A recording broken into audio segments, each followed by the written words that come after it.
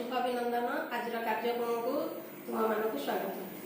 आज आम चतुर्थ श्रेणी आमे और आम परिवेश बहिर खाद्य और पानीय जल दूषित हुए किपरि से विषयटी पढ़ा। प्रथम आम खाद्य किपरि दूषित हुए से विषय पढ़ी सारी। वर्तमान आज विषय वस्तु हूँ जल किपरि दूषित हुए। प्रथम जल होमर जीवन। जल बिना आम बंची पारिबा नहीं। जल आमर नित्य व्यवहार्य आवश्यक। तेणु आम ये जल को केउठारु पाऊ? पोखरी, नदी, कूप आउ समुद्र पाई। प्रथम पोखरी जल किपरि दूषित हुए से विषय जाना। पोखरी पोखरी गुड़ारे मल त्याग कले से गुड़िक वर्षा जल धोई गई पोखरी जल को दूषित करता।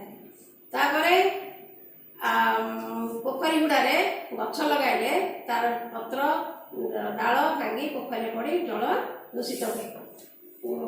पोखरी जदि गाँव आवर्जना पानी आसी मिसे ताले पोखरी जल दूषित होता है। पोखरी रे माछ चाष कले पोखरी जल दूषित हुए।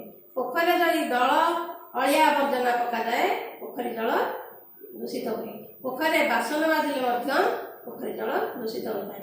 पोखरी गाई गोरु महिषी गाधेले पोखरी जल दूषित होता है। यही जल को जदि आम व्यवहार करवा ताहले आमे विभिन्न प्रकार रोगर शिकार होगा। तेणु यह पोखरी जल किपरि दूषित हुए। नदी जल से परी नदी रे कल कारखानार आवर्जना पानी आसी रासायनिक पानी आसी मिसिले से गुड़िक नदी जल दूषित होता है। नदी रे मल्ला कच्चा शव बसाइले नदी जल दूषित होता है। नदी जल सहर मानक विभिन्न प्रकार नाल नर्दमा पानी को नदी रे भसाई दे एवं सहर समस्त आवर्जना को नहीं नदी रे पकाई था। तेणु नदी जलटी दूषित हुए। एभली पोखर नदी रे मूर्ति भसाइले से जल दूषित होता है। तेणु यह नदीर जल यही भाव दूषित हुए। आम जाना आज कूपर जल किपरि दूषित हुए।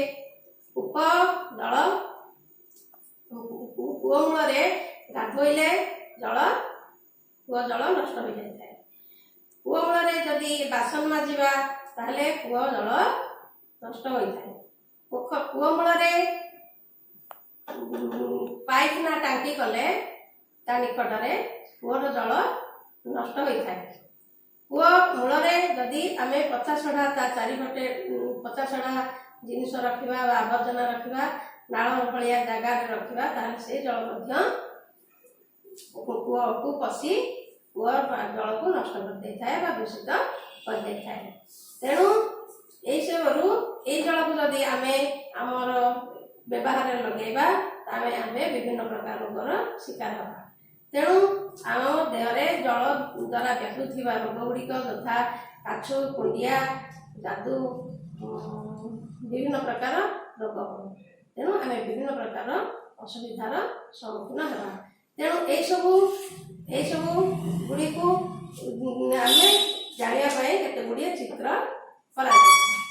तेणु जदि आम पोखरी जल कूप जल को न दे कूप जल ब्लीचिंग पाउडर पकड़े कूप जल भी चित्रटी अच्छी कूप जल ब्लीचिंग पाउडर पकड़े यह विशुद्ध होता है।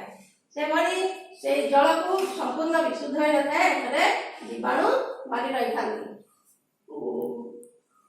जल को यही उपाय छाणी पान कले किसी परिमाण में विशुद्ध होता है किंतु जीवाणु मुक्त नुहे। जल को जदि फुटाई अंडा करी पीले छाणी करी आम विशुद्ध जल पाई।